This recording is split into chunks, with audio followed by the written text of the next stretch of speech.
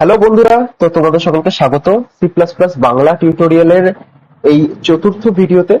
তো এই ভিডিওতে আমরা শিখে নেব কি করে কিওয়ার্ড, ভেরিয়েবল এবং ডাটা টাইপ ইউজ করতে হয় এবং সেগুলো কি হয় সেগুলোর ব্যাপারে সম্পূর্ণ তথ্য আমরা এই ভিডিও থেকে জানতে পারবো। তো আজকের ভিডিওটা মোস্টলি থিওরিটিক্যাল হবে এবং লাস্টে আমরা কোডিংটাও দেখে নেব। তো আমার নাম সুদীপ্ত কর্মকার, চলুন শুরু করা যায়। তো সি প্লাস প্লাসে কিছু টোকেন থাকে, যে টোকেন গুলো হচ্ছে keyword, constants, identifier, strings, symbol, special symbols and operators. তো এগুলো কি আমরা সবকিছুর সবকটা টোকেনস এর ব্যাপারে আমরা জানবো ডিটেলসে। তো আজকে আমরা যেটা নিয়ে আলোচনা করব সেটা হলো কিওয়ার্ডস। তো কিওয়ার্ড হলো এমন কিছু রিজার্ভড ওয়ার্ড বা সংরক্ষিত শব্দ যা একটি নির্দিষ্ট অর্থ বহন করে এবং প্রোগ্রামে একটি নির্দিষ্ট কার্য সম্পাদন করে। তো আমাদের সি প্লাস প্লাস প্রোগ্রামিং এ অনেকগুলো কিওয়ার্ড আছে, যেমন ইন্ট, ইফ, ডাবল, চার, এলস, ব্রেক, অটো, ফর। তো বিভিন্ন কিওয়ার্ড আছে এবং সব কটারই আমরা আস্তে আস্তে প্রোগ্রামিং করার মাধ্যমে যেরকম ভাবে এই সিরিজটা এগোবে, আমরা সব কটা কিওয়ার্ডেরই ইউজ করব এবং আমরা সব কটা কিওয়ার্ড কে ভালোভাবে জানবো। তো কিওয়ার্ড ব্যবহার করার কিছু নিয়ম: কিওয়ার্ড কোনো ভেরিয়েবল হিসেবে ব্যবহার করা যায় না। কিওয়ার্ড সময়ের প্রতিটি বর্ণ ছোট হাতের হয়। যেমন এখানে ইন্টের আইটা ক্যাপিটালে রয়েছে। তো আইটা যদি ক্যাপিটালে থাকে তাহলে এইটা কিওয়ার্ড হবে না, এটা একটা ইনভ্যালিড কিওয়ার্ড। কিন্তু এই সবকটা ভেরিয়েবল যেখানে ছোট হাতের আছে, যেমন এইটাতে আছে, সেটা একটা ভ্যালিড কিওয়ার্ড। কখনো যদি দুটি বা তার অধিক কিওয়ার্ড একসাথে ব্যবহার করা হয় তবে তার মাঝে ফাঁকা স্থান থাকে, যেমন লং, ডাবল দুটো একসাথে ব্যবহার করা হয়েছে, তো এটা একটা ইনভ্যালিড কিওয়ার্ড। লং এবং ডাবল এর মাঝখানে একটা স্পেস আছে, তো এটা ভ্যালিড কিওয়ার্ড। কিওয়ার্ড সমূহের নাম একটি, আচ্ছা এখানে একটু ভুল আছে, কিওয়ার্ড হবে। কিওয়ার্ড সমূহের নাম একটি একক শব্দ, অর্থাৎ তাদের মাঝে কোনো ফাঁকা স্থান থাকে না। যেমন আই স্পেস এন স্পেস টি, এটা এরকম ভাবে যদি আমরা লিখি তাহলে সেটা ভুল হবে, এটা একটা ইনভ্যালিড কিওয়ার্ড। আইএনটি এটা ভ্যালিড কিওয়ার্ড। আচ্ছা, তারপরে আহ, আমরা শিখবো ভেরিয়েবল। ভেরিয়েবল কি? ভেরিয়েবল বা চলক ক্রমে কোনো একটি নাম দিয়ে যদি তার অধীনে ডেটা রাখা হয় তবে ওই নামকে ভেরিয়েবল বলা হয়।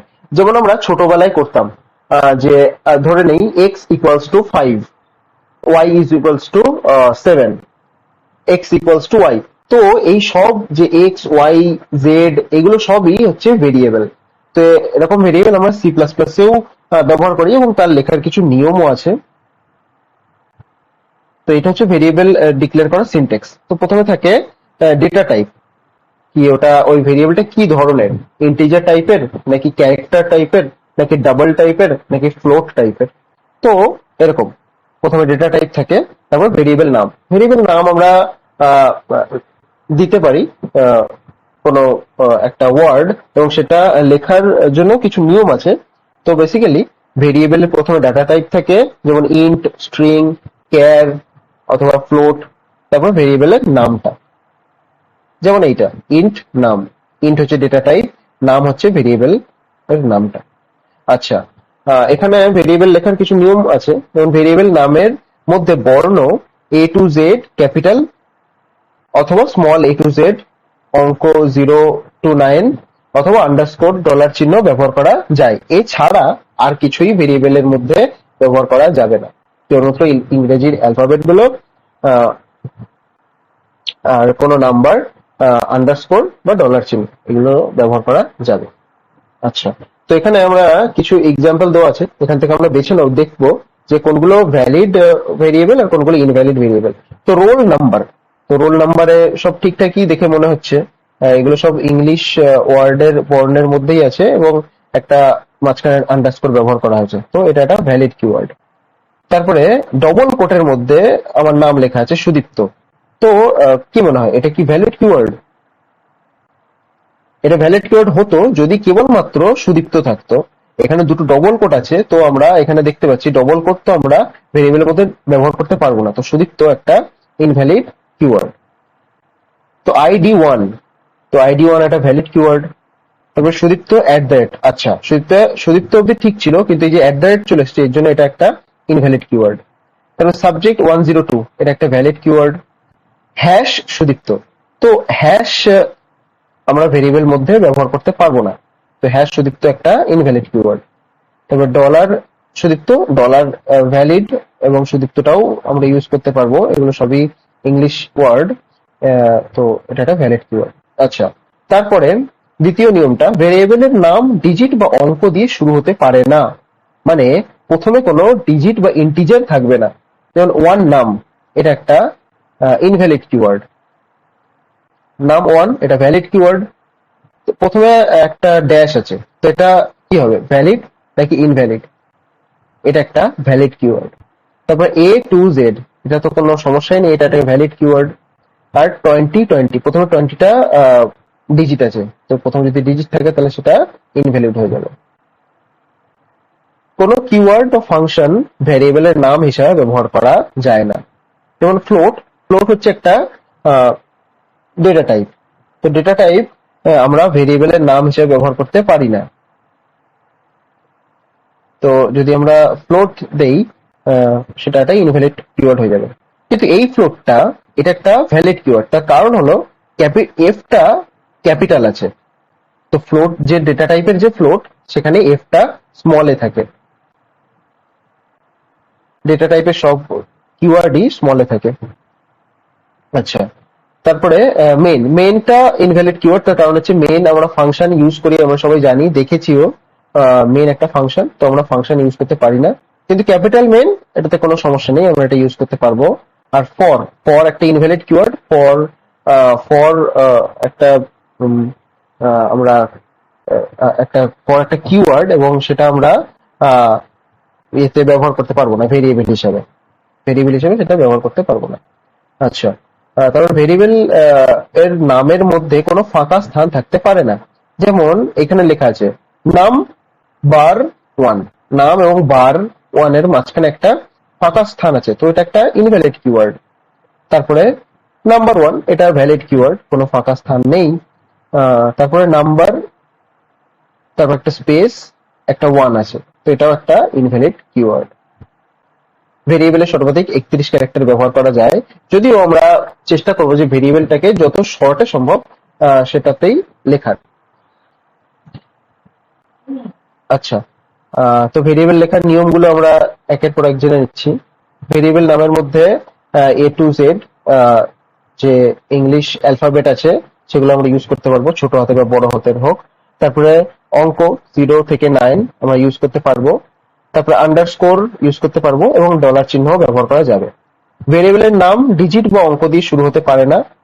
কোনো কিওয়ার্ড বা ফাংশন ভেরিয়েবলের নাম হিসেবে ব্যবহার করা যায় না। ভেরিয়েবলের নামের মধ্যে কোনো ফাঁকা স্থান থাকতে পারে না, যেমন নাম স্পেস বার এটা কখনোই থাকতে পারবে না। ভেরিয়েবলের সর্বাধিক 31 ক্যারেক্টার ব্যবহার করা যায়। আচ্ছা, তারপরে ডেটা টাইপ, কোনো ভেরিয়েবল ডিক্লেয়ার করার সময় সেটি কি ধরনের ডেটা স্টোর করবে সেটি বোঝানোর জন্য ডেটা টাইপ আমরা দিতে পারি।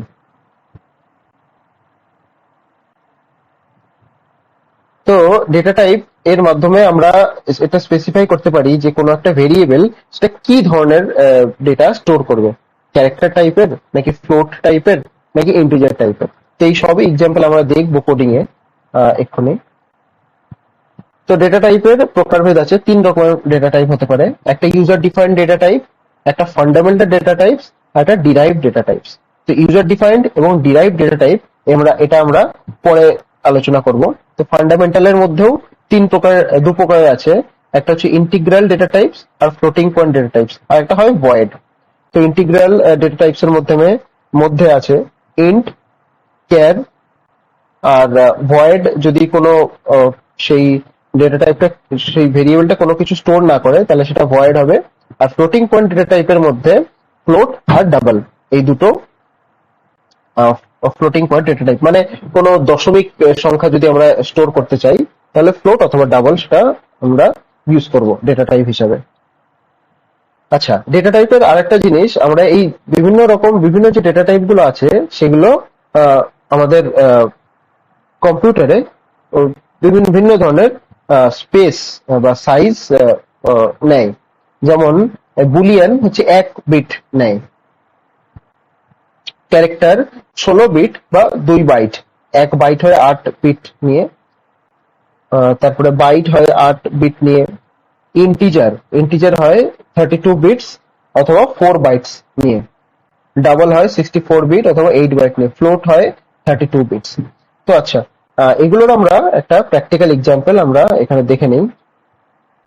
আমাদের আইডিটা খুলে নেব।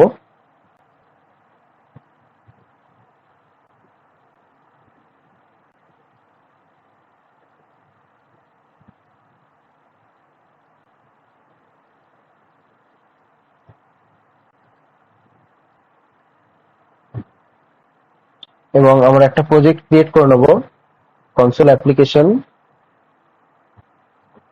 এখানে আমরা এটাকে একটা নাম দিয়ে দেবো যে CPP keywords and data types, next, finish. এবং এখানে সোর্সে যাব, মেইন সিপিপি। তো এখানে ওরা একটা প্রোগ্রাম দিয়ে দেয় প্রথম থেকেই, হ্যালো ওয়ার্ল্ড। তো আমরা এখানে একটা ভেরিয়েবল প্রথমে ডিফাইন করছি। তো ভেরিয়েবল কোনো ডিফাইন করার সময় প্রথমে আমাদের কি দিতে হবে, ডেটা টাইপ। তো সেটা ইন্ট হতে পারে, ক্যার হতে পারে। তো আমরা ইন্ট টাইপের একটা দিচ্ছি, ইন্ট নাম 1। তারপরে আমরা একটা ডবল টাইপেরও, ডবল ফ্লোট, এগুলো টাইপেরও একটা ডেটা টাইপ নিয়ে নিচ্ছি, নাম 2। এগুলো সব ডিফারেন্স দেখতে পারবো আমরা আস্তে আস্তে। ফ্লোট নাম 3,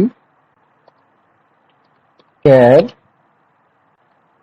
নাম 4। আচ্ছা, তো ইন্ট, ডাবল, ফ্লোট এই তিনটেই আমাদের ইন্টিজার বা নাম্বার স্টোর করার জন্য ব্যবহার করা হয়, কিন্তু ক্যারেক্টার হচ্ছে আমাদের কোনো ক্যারেক্টার বা ক্যারেক্টার স্টোর করার জন্য ইউজ হয়। তো আমরা দেখবো ইন্ট, ফ্লোট, ডাবল এর মধ্যে পার্থক্য। নাম 1 ইজ ইকুয়ালস টু, সাপোজ আমরা দিচ্ছি 10.56, এবং সেম জিনিসটাই আমরা নাম 2 এবং নাম 3 এর জন্য পেস্ট করব।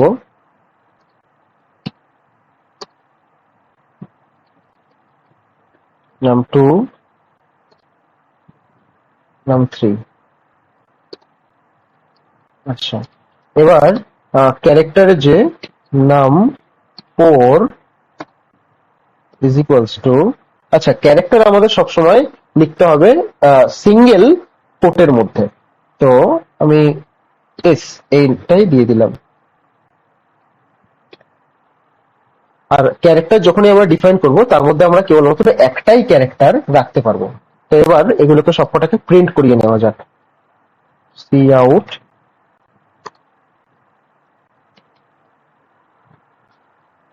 নাম 1। আচ্ছা, আমরা পরের পরপর লাইনে প্রিন্ট করাবো, তো এন্ড লাইন দিয়ে দিচ্ছি, নাম 2, আবার এন্ড লাইন। এন্ড লাইনের মাধ্যমে তোমরা সবাই জানো যে নতুন লাইনে যাওয়া যায়, নাম 3 এবং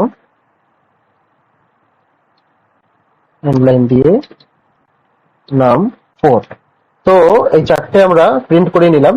দেখা যাক আমাদের আউটপুটটা কেমন আসে। আচ্ছা, এখানে রিটার্ন 0 আছে, তো রিটার্ন 0 রাখলেও কোনো অসুবিধা নেই। তার জন্য তাহলে প্রোগ্রামের নিচে কিছু এক্সট্রা লেখা চলে আসে। তো আমরা রিটার্ন 0টাকে সরিয়ে আমরা এখানে গেট ch ফাংশনটা ইউজ করব। তাহলে আমাদের কোডটা একটু ক্লিয়ার থাকে। গেট ch, আর গেট ch টি ইউজ করার জন্য আমাদের এখানে ইউজ করতে হবে conio dot include hash include conio dot h, include conio dot h। আচ্ছা, তো এবার এটাকে রান করিয়ে দেখা নেওয়া যাক।